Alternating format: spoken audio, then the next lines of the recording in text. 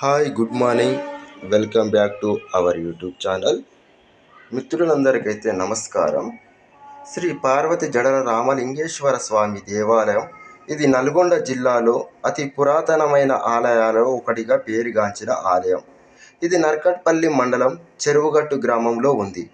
ఇక్కడ ప్రధాన దైవం శివుడు. జడల రామలింగేశ్వర స్వామి ఆలయం పరశురాముడు ఈ శివలింగాన్ని ప్రతిష్ఠించినట్లు ప్రతీతి.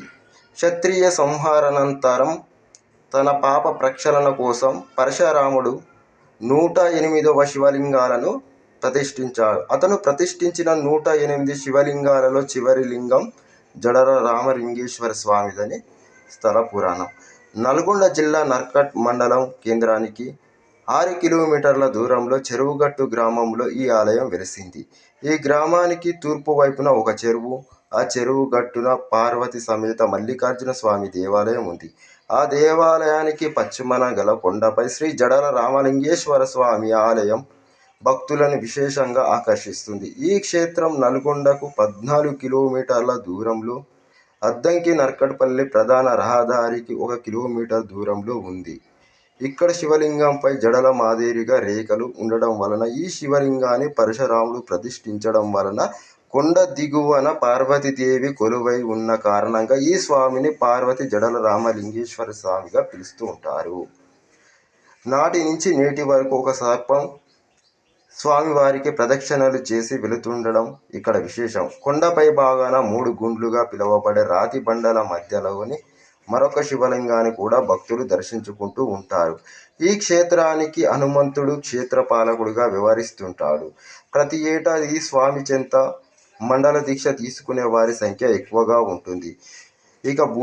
ఇక భూత ప్రేత పిశాచ బాధలతో సతమతమవుతున్న వారికి స్వామివారి పాదుకలను తాకించడం ఆనవాయితీగా వస్తుంది.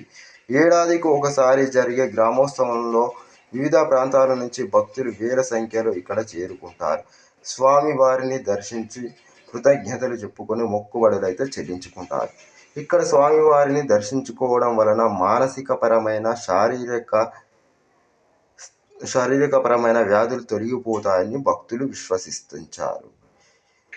ఈ పార్వతి జడల రామలింగేశ్వర స్వామి దేవాలయంలో ఆంజనేయ స్వామి దేవాలయం, అదేవిధంగా రేణుకెళ్ళమ్మ తల్లి దేవాలయం, కాలభైరవ ఆలయం, అదేవిధంగా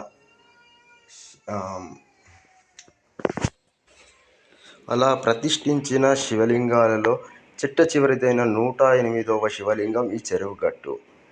ఈ ప్రదేశంలో పరశురాముడు శివుని వేడుతూ ఎంతకాలం తపస్సు చేసినప్పటికీ శివుడు ప్రత్యక్షం కాకపోవడంతో కోపగించుకున్న పరశురాముడు తన గొడ్డలితో శివలింగం ఊర్ధ్వభాగంపై ఒక దెబ్బ వేశాడు. అప్పుడు శివుడు ప్రత్యక్షమై ఇంతకాలం నువ్వు తపస్సు చేసిన ప్రాంతం ప్రముఖ శైవక్షేత్రంగా వేడుతుందని కలియుగాంతరం వరకు